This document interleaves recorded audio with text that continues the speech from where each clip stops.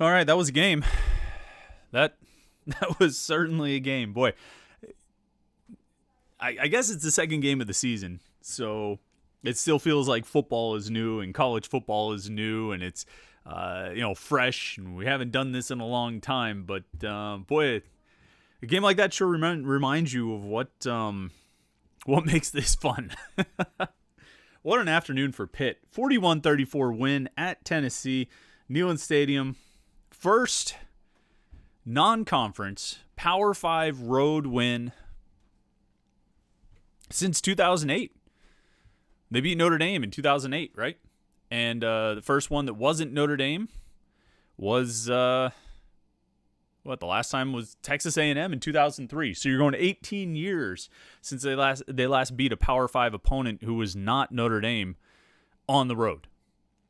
And they do it in certainly exciting fashion, pulling out a 41-34 victory, a game where they led 34-20, they led 41-27, kept letting Tennessee back into this one, and I got about a bajillion thoughts on this game, and I suspect you do as well. So we're going to let people kind of filter in here on the Panther-Lair postgame. Of course, I'm Chris Peak from Panther-Lair.com, Panther-Lair.com. Lively day on the message boards at Panther-Lair.com. Let me just check in and see our game thread here. Official game thread, 35 pages and counting, more than 1,000 replies, 12,000 views.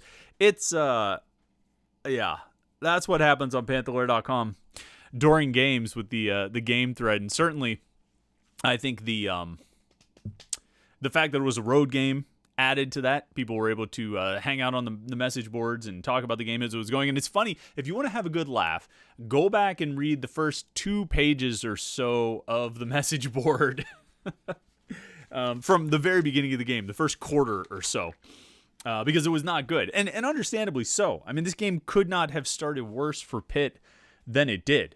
You know, when you come out, you go 3 and out with, just some bad plays, some plays that, you wouldn't want to see called, even if you're starting inside your own 20. And then the punt block, and Tennessee scores right off of that. I forgot what the time even was on that when they scored that touchdown, 13:37, 13:34, I guess. So you're not even 90 seconds into the game, and Tennessee already has a touchdown because you had a blocked punt after your 3 and out to open the game, and you went 3 plays for -4 yards. And people were beside themselves. And Pitt went 3 and out on their first 3 drives of this game, which I think after the fact, as we're sitting here, with Pitt winning, scoring 41 points, almost 400 yards of offense, I don't know if it's hard to remember, but it fades a little bit from memory that they started the game with 3 and outs before an 11-play, 92-yard drive really kind of opened the floodgates for Pitt's offense and began what I think, and you can tell me if you disagree, what I think ended up being Kenny Pickett's best game as Pitt's quarterback. And certainly the first half was probably one of the best halves he has ever played in a Pitt uniform. He was outstanding. He threw for 200 yards, only had a couple of incomplete passes, threw a touchdown, had an assist on another touchdown, if you want to call it that, the Jared Wayne to Lucas Krull touchdown. And when you go for takeaways from this game, things that really stand out, I got to be honest, one of the first things that jumps out to me, it's Kenny Pickett. And you could go positive or you could go negative on your takeaways from this game, what stands out. But Kenny Pickett is, he was outstanding in this game. We're buffering a little bit here, and I apologize for that. Hopefully things are coming through pretty well. But, Kenny Pickett was just outstanding in this game against Tennessee. And if he's going to play like that for the rest of the season, then, they're going to have some success on offense. They really are. If Kenny Pickett's going to play like that, I apologize if we're buffering a little bit during the live stream here. But if Kenny Pickett's going to play like that all season, they're going to have a good go of things.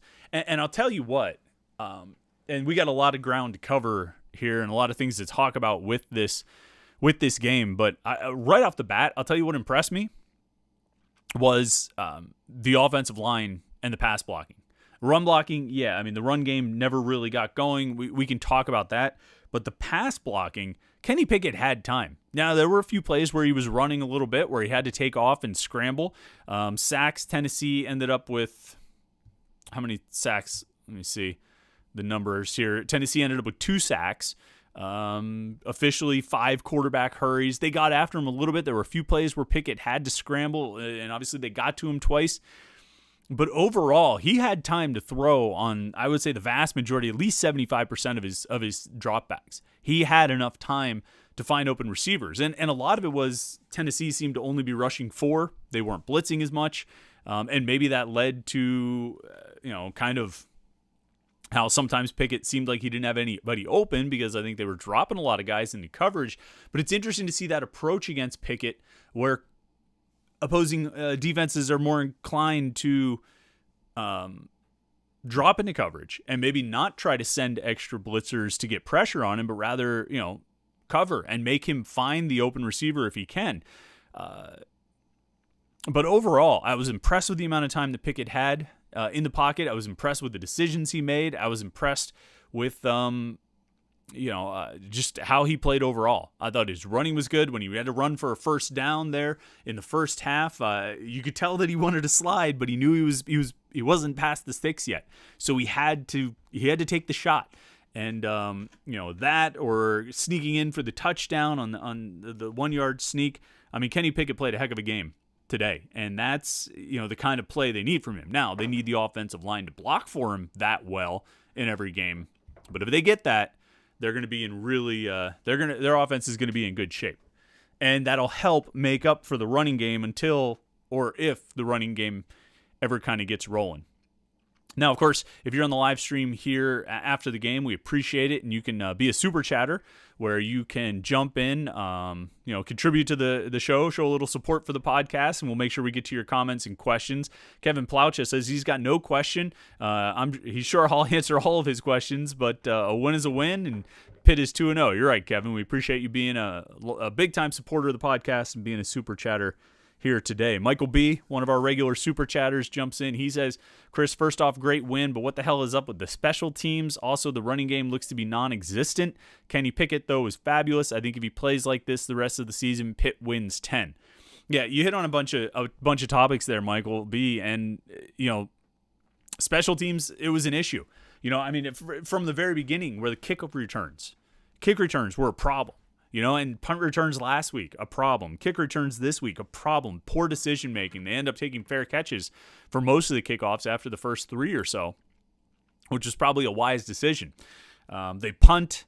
They have the punt block and the announcers said that Tennessee's coaches told them ahead of time that they saw something in the film that they thought they could take advantage of, and by God, they sure did, to get that punt block there on the first drive of the game. The 56-yard field goal attempt, I know that Sam Scarton's capable of making that kick. It obviously looks questionable when he ends up about 8 yards or 4 yards shorter or whatever he was, and it nearly turns into a kick six. If not for illegal blocks in the back, 2 illegal blocks in the back, which I thought it was interesting. They never showed the replay on Pitt's illegal block in the back. I don't really know if you're the kicking team and you're trying to tackle a guy, illegal blocks in the back. You don't usually see that in those situations, but somehow Pitt took a penalty. They ended up not suffering for it because it was an offsetting penalty with a block on the back on Tennessee. But yeah, the special teams were a bit of an adventure.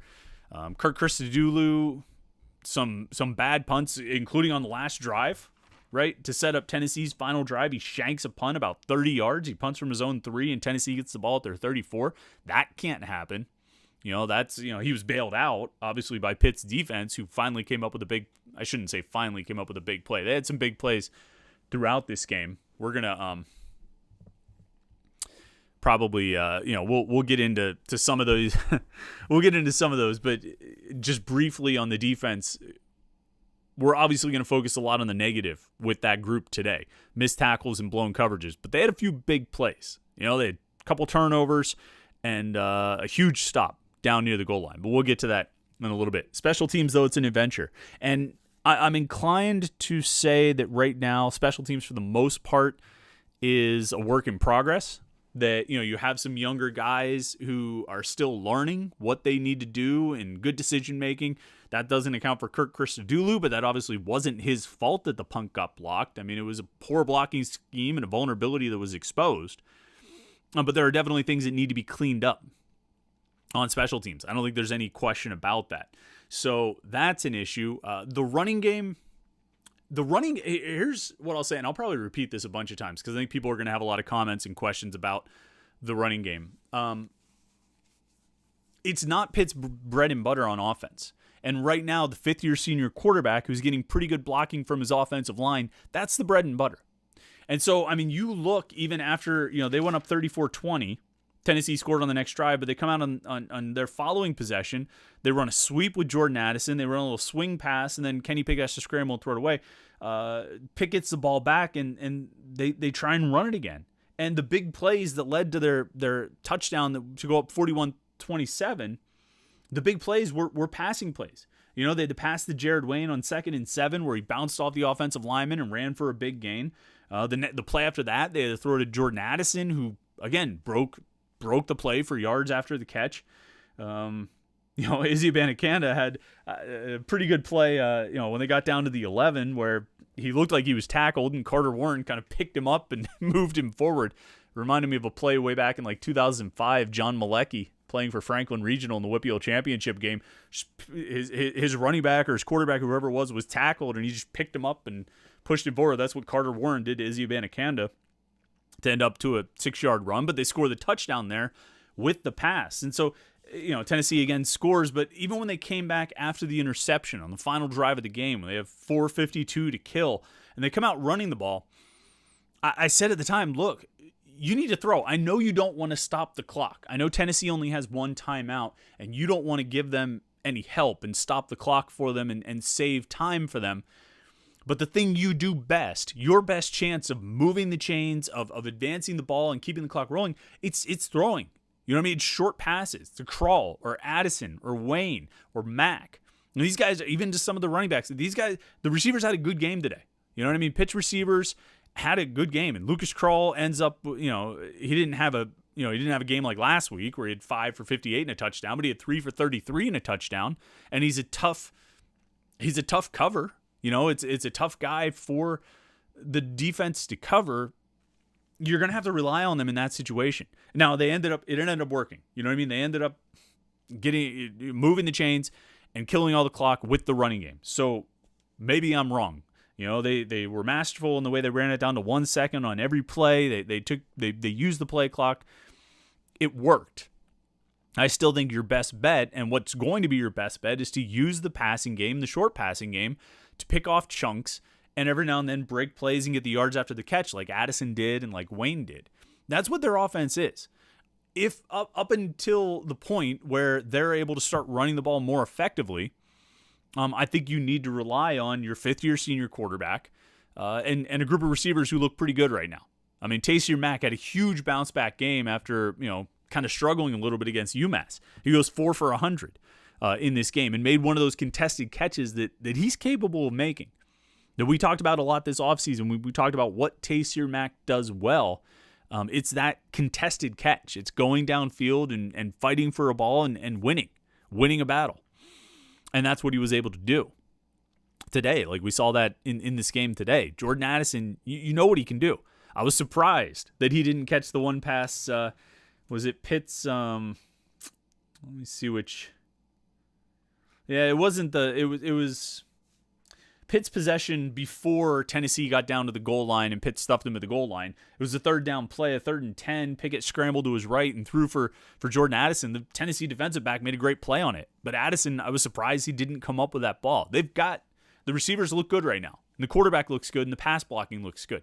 You got to rely on that until you get to a point where you can rely on your run game. We're not there yet, But I will say, and there's some comments already jumping in about this, Israel Abanikanda, I still think looks like the best back on this team. That doesn't mean that Vincent Davis shouldn't get carries. I think he's plenty capable, but I think Abanikanda has the best overall package of tools. And it was surprising to me that he didn't play more. I think those two were the only two they were the only two who carried the ball of running backs. I don't know how much.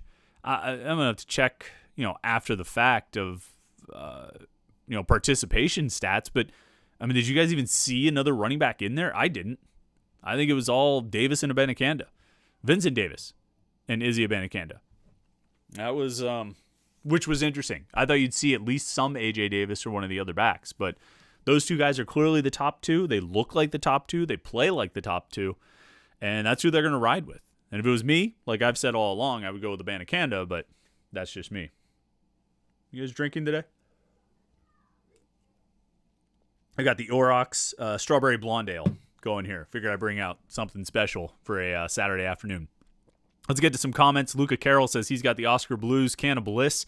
Seemed appropriate for a victory beer for the Pitt being 2-0. Paul Moore says Pitt was up 14 with 10 minutes to go, and he said, I hope we can hold on. Yeah, I think everybody probably had that feeling, Paul. I mean, you look at 41-27, you know that the game's not out of reach. There's still 10 minutes to go, like you say, in the fourth quarter. And sure enough, the very next drive, Tennessee gets the ball, and they go down and score a touchdown. And that drive, look at my notes here. That was another one where I think we have a lot of concerns about the defense coming out of this game. And that drive was sort of indicative of what the problem was today. I didn't think it was a physical mismatch.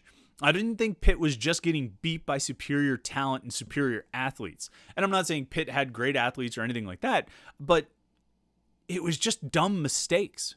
It was mistakes and poor play. Poor execution rather than a lack of talent. I think the talent exists for this defense. But if you go through every score that Tennessee had, and I did, I got my chart right here. I was writing this down just because the trend existed in every instance here. Their first touchdown is, a 2-yard drive off a pump block, right?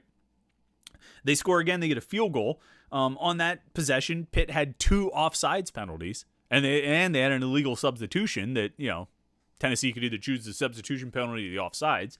The next drive, where they scored the field goal, it was when they had the pass interference on M.J. Devonshire on, I think it was a third down. They could have gotten off the field. When they scored a touchdown near the end of the first half, there was a 3rd and 6 that Tennessee converted on just total busted coverage.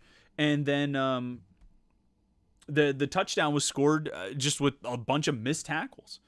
You go into the second half, Tennessee's first touchdown of the second half, 3rd and 15, Hendon Hooker scrambles for a touchdown. He juked Cam Bright. Come on.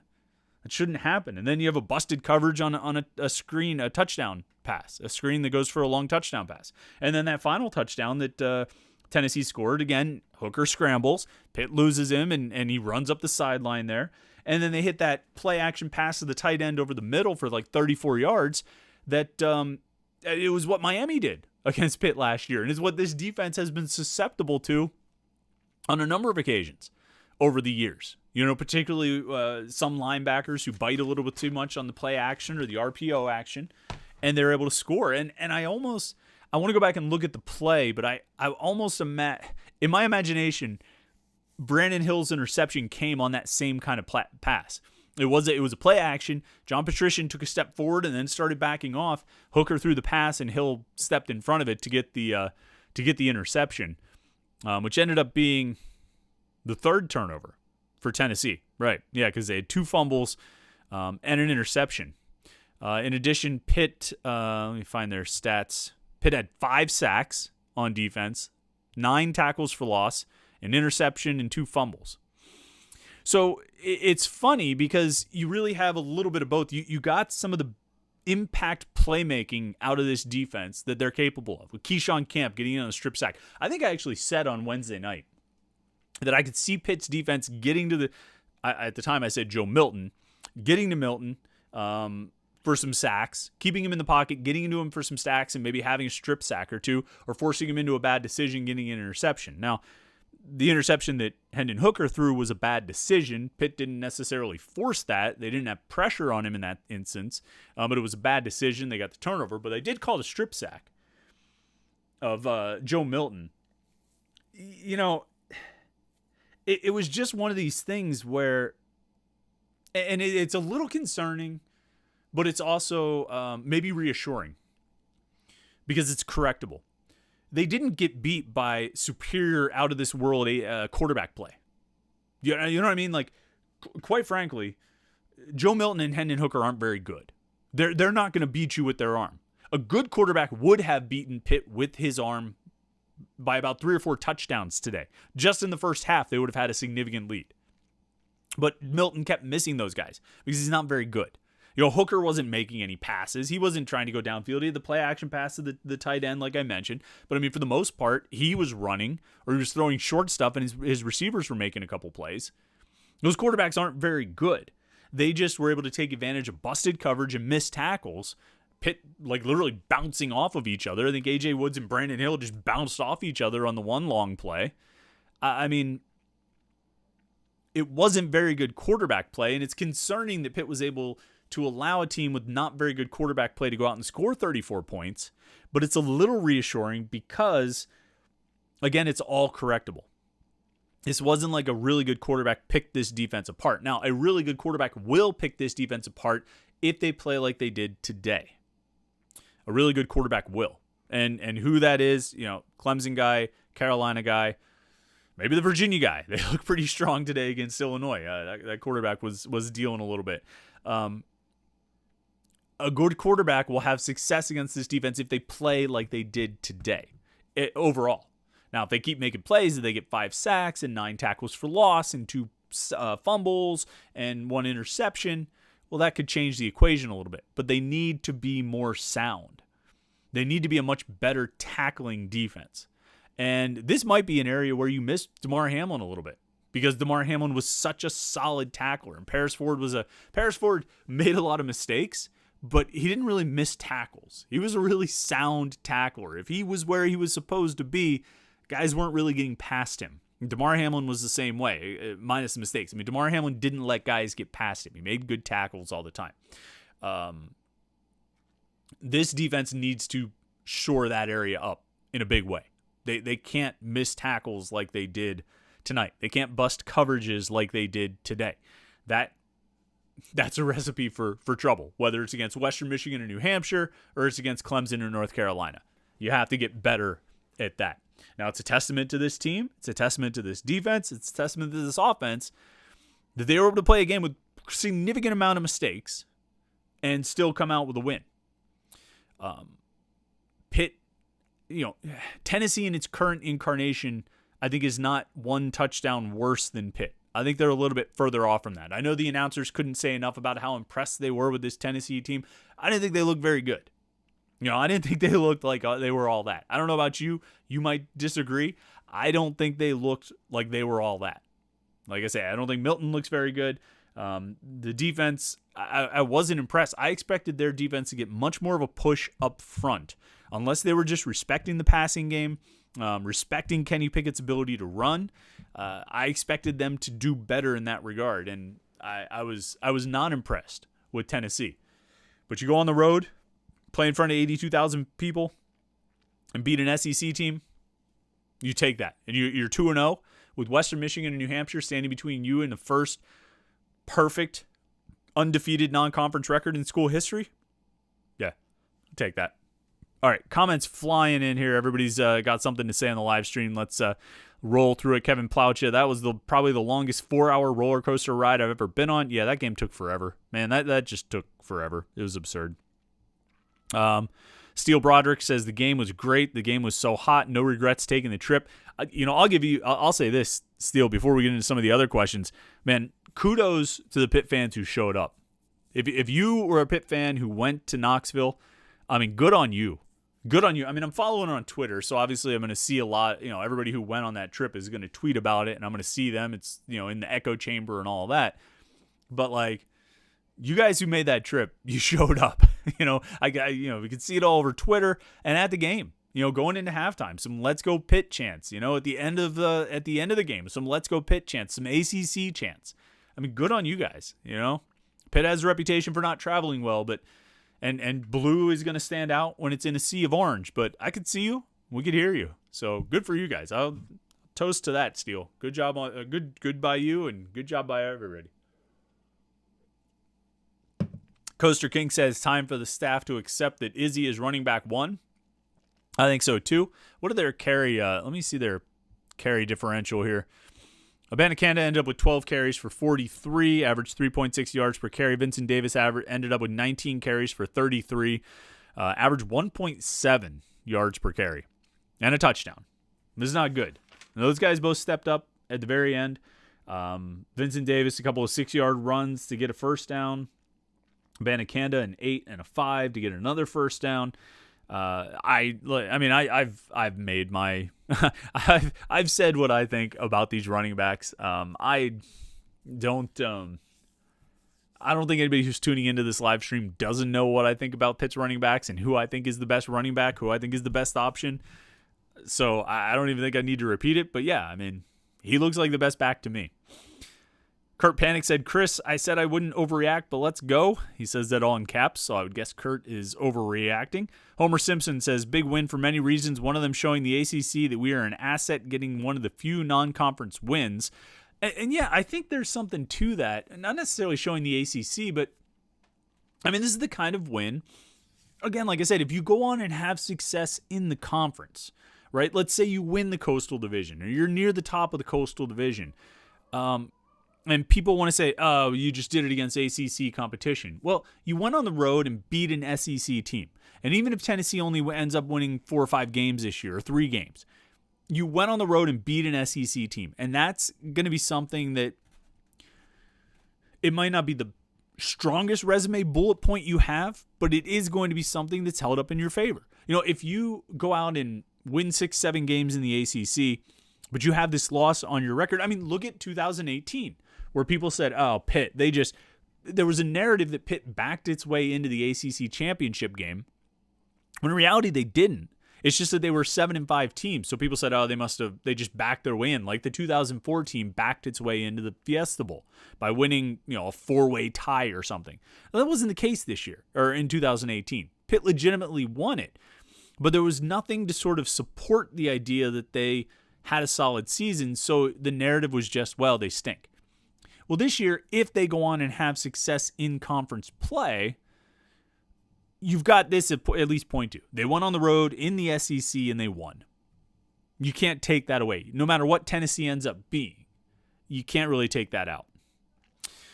Pitt Fan 8 says Kenny looks like a day one pick. I don't know if I'll go that far, Pitt Fan 8, but I mean, I think he looks really good. You know what I mean? I think this was one of the best games he's played at Pitt. I thought he was poised, and looked really good.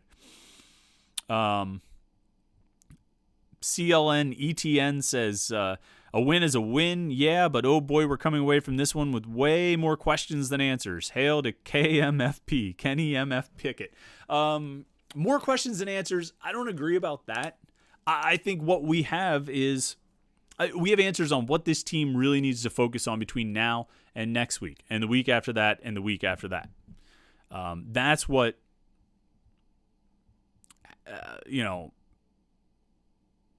those are the answers to me, where you have to focus on the fundamentals on defense. You have to get better at coverage. And you know what's interesting? And I was thinking about this during the game.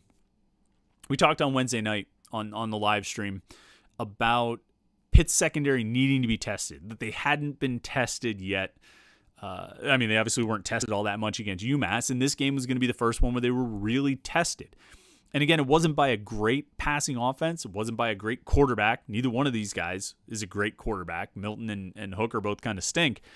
But they were tested. And they didn't necessarily pass the test, despite Brandon Hill getting the interception at the end. His tackling was shaky and inconsistent and unreliable. The coverage was inconsistent and unreliable. And some of that is going to be due to the guys that they're playing. Some of them not having as much experience. Some of them just needing to play a more sound game. And it's not even just the secondary. I mean, Cam Bright can't get juked by Hendon Hooker. Cam Bright shouldn't get juked by any quarterback that they face. Not on a 3rd and 15. You need to make that tackle.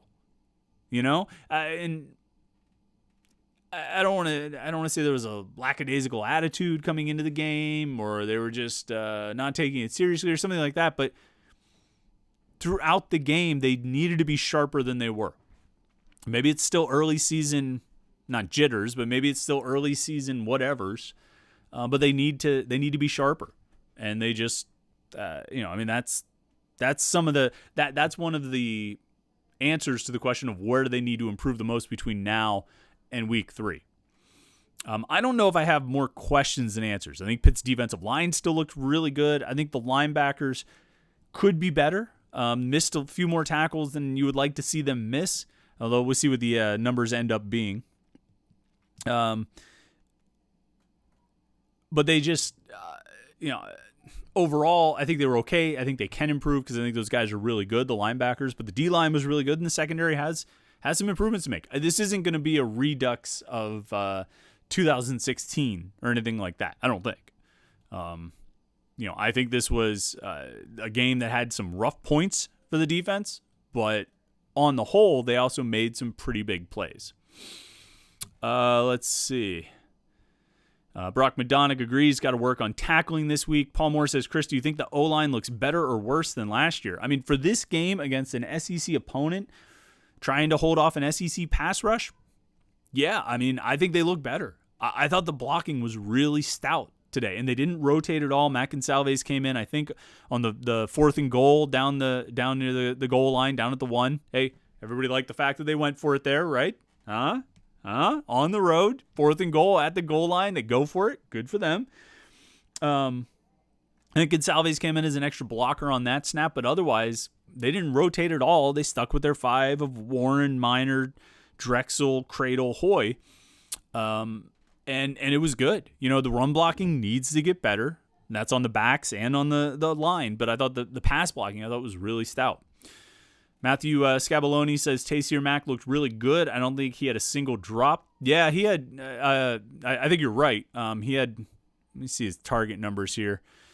He had 8 targets and 4 catches. So he didn't catch everything that was thrown to him, but he was pretty reliable. And I think he looked like the Mack that we expected to see this year, or have been expecting to see for a little while.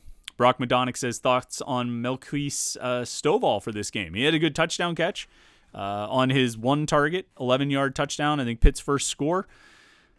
I don't know what to make of him. I'm not sure how he's going to fit in or what role he'll have. I mean, I think Addison is obviously your number 1 receiving target, and he ended up with 11 targets in this game. Taysier Mack, like I said, had 8. Lucas Krull had 6 targets. I think those are your 3 top guys in the passing game in some order, and it'll probably vary kind of from game to game as who Addison's always going to be number 1 in targets and receptions. But then you'll mix in Mack and Krull, and then you go to that next tier that's Wayne and Chalky Jock Louis, and I'm not even sure if Stovall is in that tier. I think he sat out some time in practice during training camp, so maybe he's a little slow, still kind of catching up. But he's I'm not sure if he's even in that top 3 tier or so of receiving targets. But look, if you every now and then chip in and catch a touchdown pass, good for him. TX Krishna says, love the ACC chants. Yeah, I agree. Luca Carroll and says, Kenny has looked great so far this year. Logan Hartnett, where did he go? There's his comment. It says, play calls take away from Kenny Pickett's max potential. Yeah, I'm not sure if I agree about that. I think it fits his skill set pretty well, particularly with some of the short stuff. And again, this is going to be the kind of offense where you have some of the short passes to loosen things up, almost take the place of not take the place of a running game, but serve some of the same function as a running game. That you want to loosen up the defense a little bit, get some opportunities to take shots downfield. And they didn't really take too many shots downfield today, I think, because they had good opportunities for short to intermediate passes with the potential of yards after the catch, which they got in a number of situations. Let's scroll here, see some other comments. I got a few super chatters jumping in. Kurt Panic says, love the podcast, Chris. I know this wasn't a must win, but it was a great win. This offense is nice, but still need to find a way to get Jordan Addison more touches. Yeah, he led the team in targets with 11. He also had a 1 carry for 5 yards. I didn't think, I agree that Addison needs to see the ball more. I did feel like at a certain point, Jordan Addison isn't getting thrown the ball very often. I think opposing defenses are definitely focusing on him and keeping a lot of attention there to try and keep the ball away from him because he's so dangerous with the ball in his hands. They're going to keep feeding him, though. He's going to lead this team in targets every week. He's going to lead this team in targets by the end of the year. He's going to be the number one receiver, and he is. It'll just be week to week. Teams will try and defend him differently. And as they switch it up in how they defend him, you're going to either find new opportunities to get him the ball, or you're going to find other guys who are open, like Taysom Mack or Lucas Krull or the running backs. There's a lot of weapons on this team, I think. I think this is probably... I was going to say I think this might be the best collection of skill players that Pat Narduzzi has had. That's tough to say, though. I mean, 2015, they had Tyler Boyd and James Conner, even though Conner got hurt. Plus they had J.P. Holtz and Scott Orndorff at tight end. I don't know. It's tough. But this is a really good collection of skill players. I think these guys can make plays. Let's see. Got other super chatters jumping in here, which we always love to see. Who's here? The Black Bear. Chris, huge fan of the pod. Thank you for all your work. Is it wrong to have a lot of hope right now? Kenny Pickett is the truth. No, I don't think it's wrong to have a lot of hope right now. Your team's 2-0. They just went on the road and beat an SEC opponent in front of 82,000 people. And they won what effectively ended up being a shootout. And they won it by scoring 41 points, all on long fields. It's not even like they were able to take advantage of many short fields. Their touchdown drives were 92 yards, 75 yards, 60 yards, and 75 yards. And then at the very end of the game, with them clinging to a one touchdown lead, they get the opponent drives to the 4 or the 3 or whatever it is, and they stuff them. The offense gives them the ball right back, with a 3 and out. And Pitt's defense, which had struggled and given up all these plays, shows up with a huge interception. And then the offense, which had, let me check here. Really not any long sustained drives. They had one drive. Their first touchdown in the second half was an 11-play, 60-yard drive that took 5 minutes off the clock. The only other drive they had that was more than 4 minutes was their first touchdown of the game, 92-yard drive, took 4:45 off the clock. They run out the final 4:52, all running the ball. You couldn't have ended it any better than that. For a game that could not have started any worse than it did, you end up with probably the best possible finish. Because in a way, and I know it doesn't work this way, but in a way, the final drives of the game answered every concern you had. You got to the end of the game thinking this defense can't make a big play. They just keep making mistakes. They need to get their heads out of their wheres. What is wrong with this defense? They come up with an interception. And then you say, this offense, they can't run the ball. They just can't move. They just can't, eat up clock. This is the kind of thing you need to be able to do to close out a game. Well, they go 8 plays for 17 yards in the final 4:52 and just run the clock down. They did everything you wanted them to do in the final 2 drives. And that doesn't erase the fact that they had 7 3-and-outs. It doesn't erase the fact that they went 3 and out on each of their first 3 drives. It doesn't erase the fact that they had a punt blocked and that they shanked a punt at a crucial point in the game. It doesn't erase all the missed tackles and busted coverages. It doesn't erase the lack of running the ball throughout the whole game. But they finished on a pretty high note. So I don't think there's anything wrong with feeling optimistic about this team right now, or being, having some hope. And they're 2-0. With, you don't overlook anybody, but they have this was viewed to be the biggest stumbling block to going 4-0 in September and entering ACC play with a perfect record. Right? This game was the one that said, well, if they can get past Tennessee, then they got a real chance to go 4-0 and go into the ACC at like I say, at 4-0 and potentially even ranked. I don't know. We'll see if they can climb their way in. I don't think it's wrong to have hope at all. Now, they have a lot of work to do. They got a lot to get done. They got a lot to improve on in week 3. But to make the mistakes that they did and come out of it with a win, why wouldn't you feel optimistic about that? Michael B. jumping in as a repeat super chatter. We appreciate you, man. Any good quarterback beats Pitt today? You said our defense is correctable, but it looked eerily similar to last season. Our secondary sucks. I don't know. I thought the defense, last season they had their issues. Look, this defense is going to be susceptible to a really good offense. And you saw that even at Michigan State. Remember, Pat Narduzzi, the last game he coached as Michigan State's defensive coordinator, was the Cotton Bowl against Baylor, and they got shredded. They got shredded in that game. And they ended up winning. They rallied at the end and won, but they got shredded. So this defense will get beat by good quarterbacks. Most defenses will. This one has some vulnerabilities kind of built into it.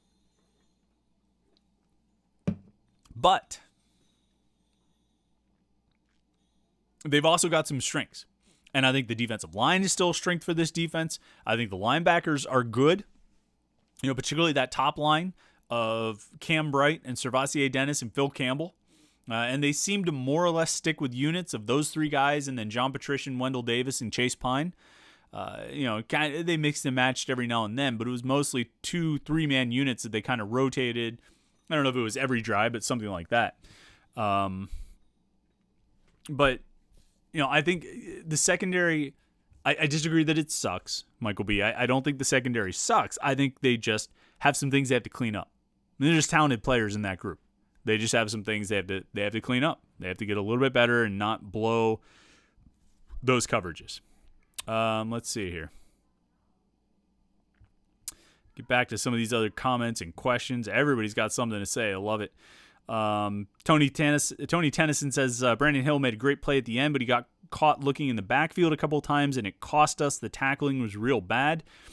It's tough with this defense because they're so geared up to stop the run, and so safeties, linebackers, those are guys they're gonna bite on play action. They're gonna bite on RPOs, and it's not just about the movement of the ball; it's the movement of the lineman. Especially on RPOs where the lineman can get downfield. That's tough. That's tough for a lot of defenses to compete with and plan for, and it's especially tough for this defense where they're so geared up to stop the run, where the emphasis is always about stopping the run. This is a challenge, and we've seen Pitt defenses get beat that way in the past. Linebackers looking into the backfield, safeties looking into the backfield. It's just part of it. Brandon Hill, as he continues to grow, this is his second, third career start. As he continues to grow, he'll get a better feel of how to play those situations. It's just he's still learning. Mr. Sparty 2186 says, how can Pitt address the run game? The lack of consistency is going to catch up to them soon.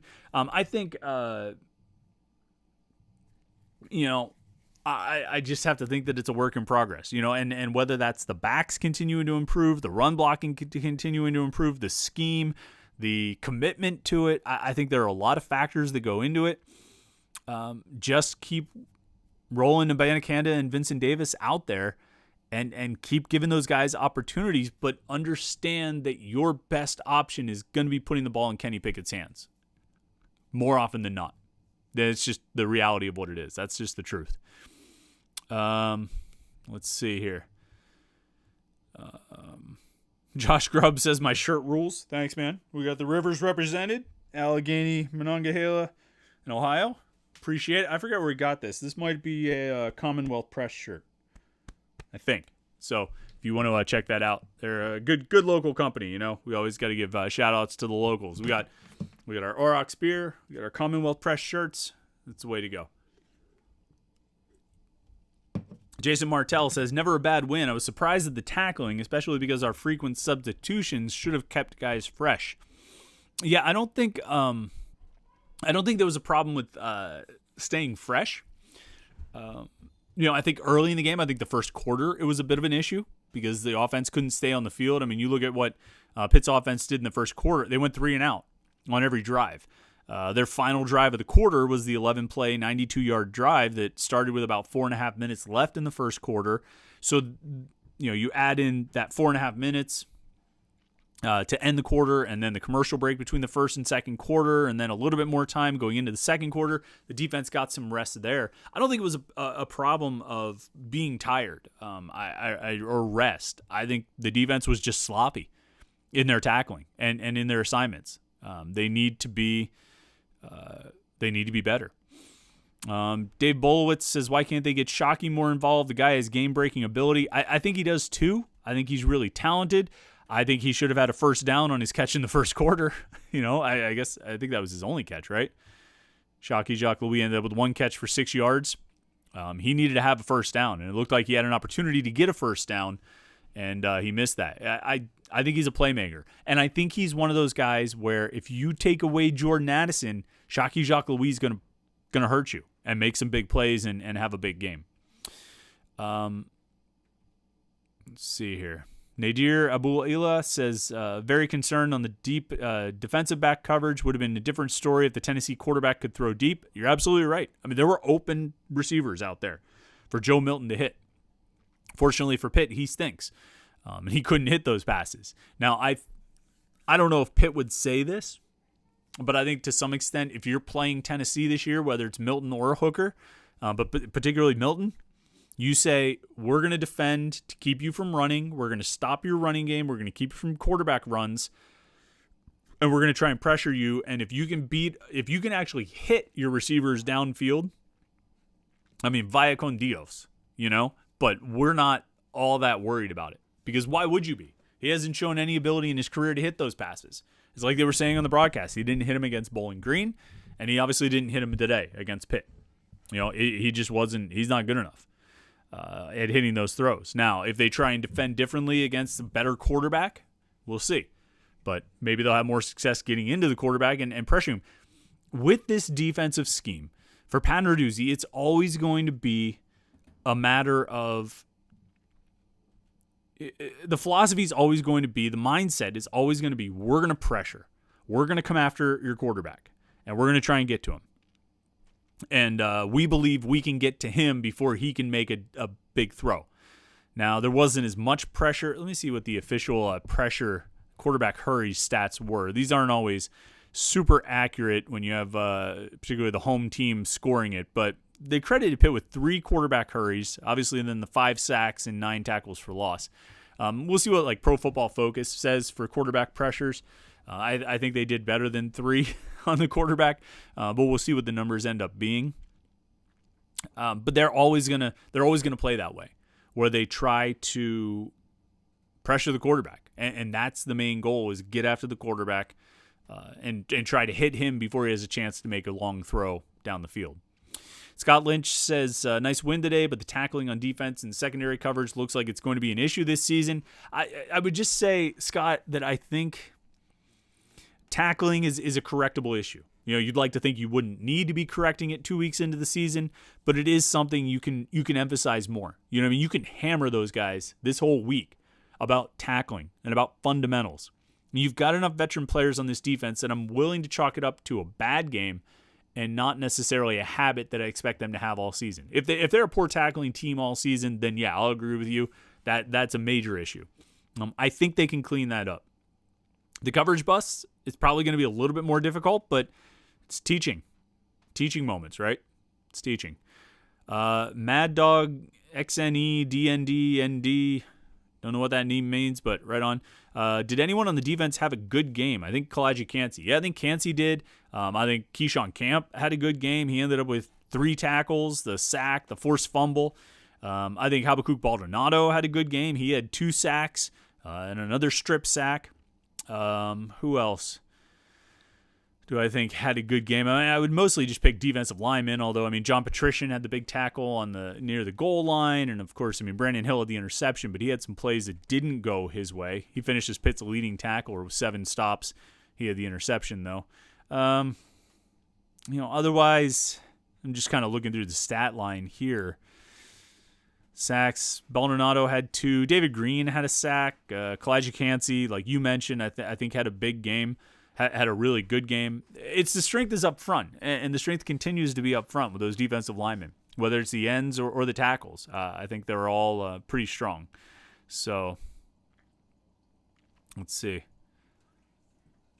Scroll down here. Homer Simpson asks, if Virginia Tech and Pitt go 5-0, any shot at College game day? They have one of the best game day experiences in the country. I think it would be a big story if both of those teams were 5-0, but how high are they going to be ranked? Where are they really going to be at that point? I don't know if either one of them is going to be ranked high enough to make it that much of a marquee matchup. But I would also have to look at the rest of the games to kind of see who the other options are. Kurt Panic points out, good to see Trey Tipton down that punt on the 2. It was huge. Absolutely. For a situation where, they end up, when was that? Yeah, where Pitt struggled.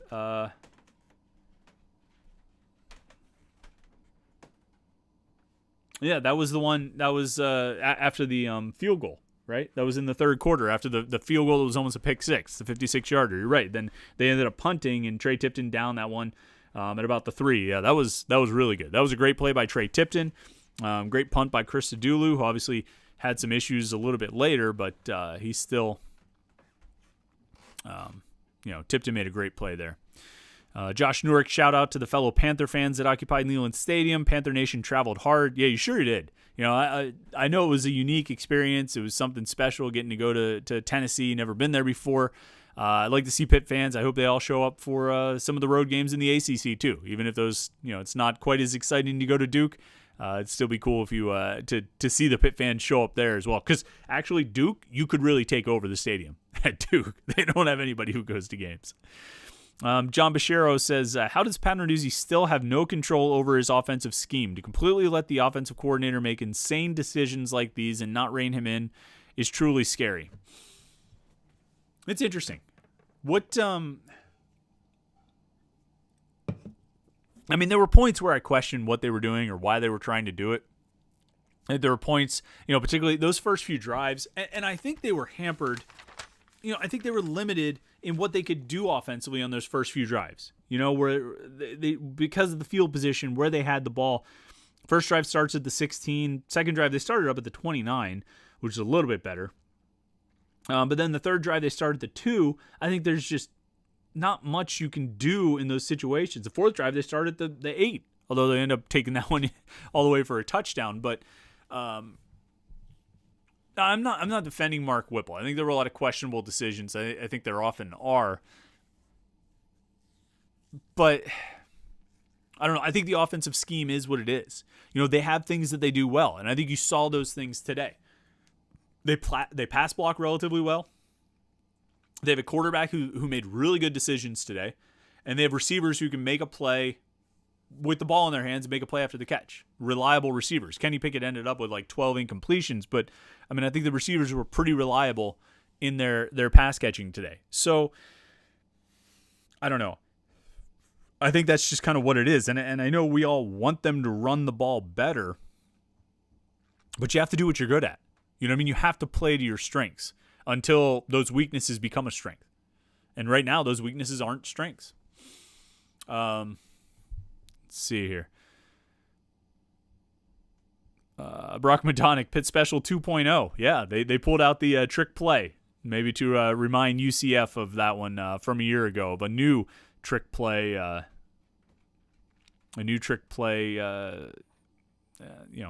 a touchdown, right?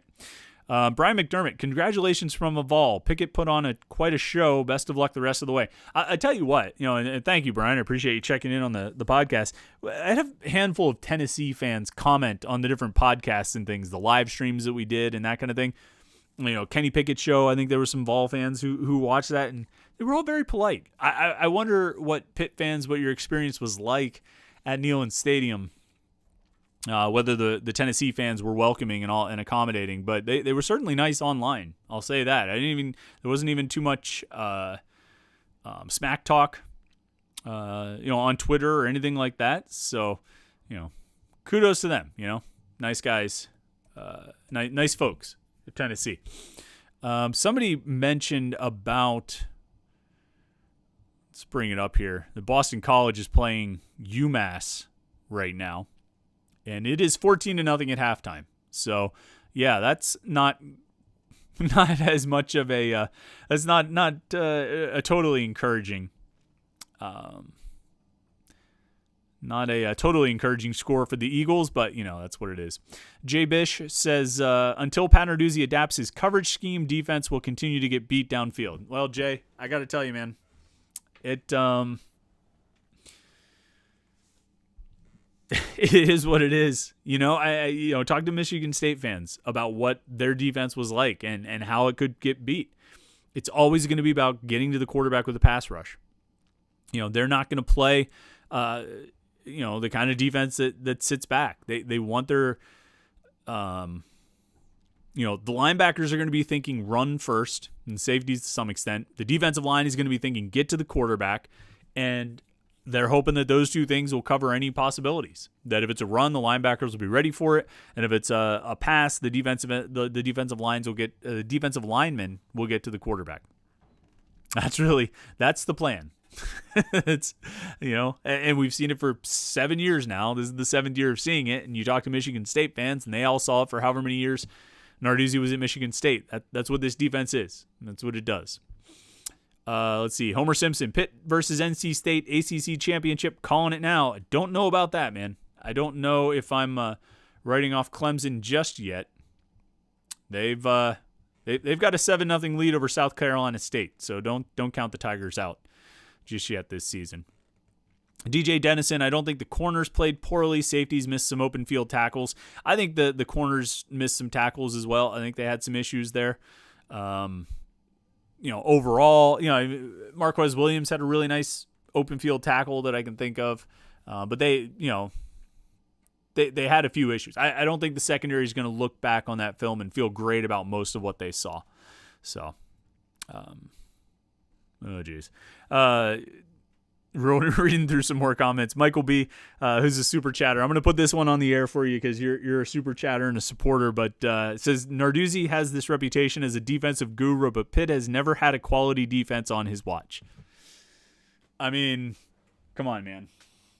2019 they went 8-5 with an offense that wasn't good at all. 2020 they went 6-5. Their defense struggled against Clemson. But on the whole, defense is pretty good. This defense, they've got their vulnerabilities. They've got their weaknesses in places they can be attacked. But on the whole, this defense has been pretty good under Narduzzi. I mean, obviously, since 2016. 2016 was a pretty low point. But I think it was pretty good for the most part in 2017 and since then. They've had games where they got beat. There's no question about it.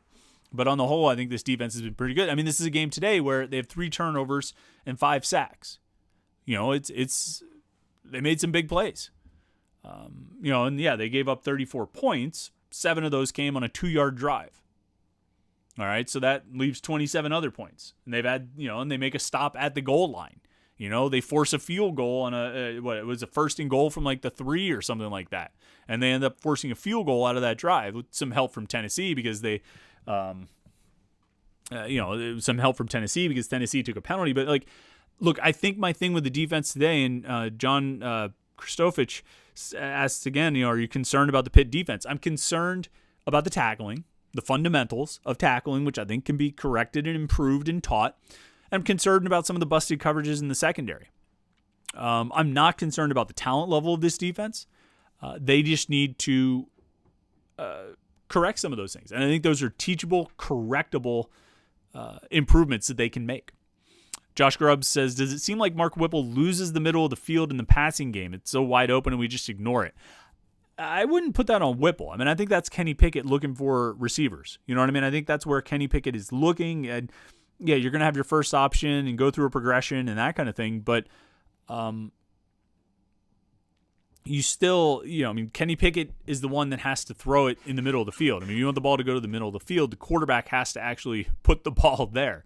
And that's not always, if he doesn't see the option or doesn't find a good option there, doesn't feel comfortable throwing to it, then they're not going to go to the middle of the field. I don't think it's necessarily just the plays that are called as much as it's, where's the quarterback throwing it? And that's what your difference is. So that's what I would say about that. Overall, as I look at it, like I say, 2 sides of it. Quarterback played great, had a great game. Receivers, I think, looked really good. Lucas Krull still is a weapon. 3 catches now for 33 yards. So he's got on the season 8 catches for 91 yards and 2 touchdowns. I mean, that right there, that 2-game total is like a better season-long stat line than any other Pitt tight end has had since Scott Orndorff in 2016. That's an exaggeration, but not by much. No other Pitt tight end has had 2 touchdown receptions in a season since 2016. So Lucas Krull, I think, continues to be a weapon. Jordan Addison continues to be really good. The rest of the receivers, I think, had a good game after not being all that impressive against UMass. Running game is still a work in progress, which we knew, and I think we assumed would be the case for a while. And then the defense just played sloppy in a lot of instances. But they also forced 3 turnovers. They had 5 sacks, 9 tackles for loss.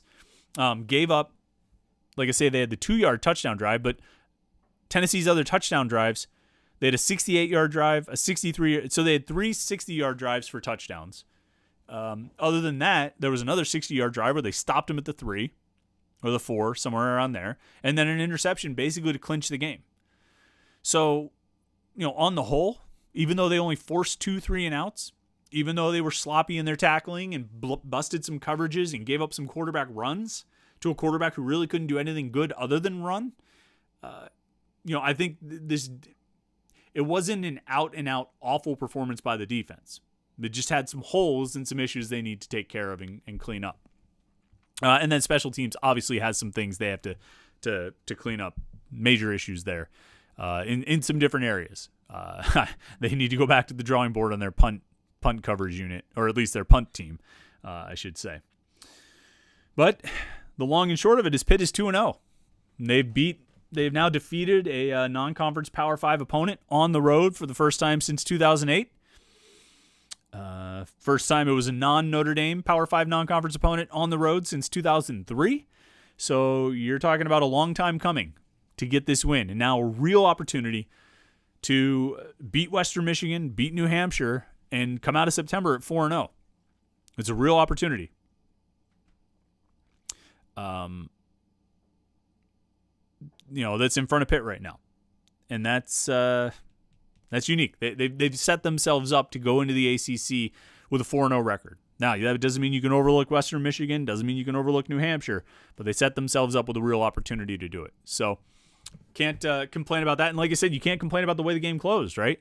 A defense that had been sloppy and blown some coverages and missed tackles ends up with a game-changing, potentially game-saving interception to turn Tennessee's last ditch or last attempt away.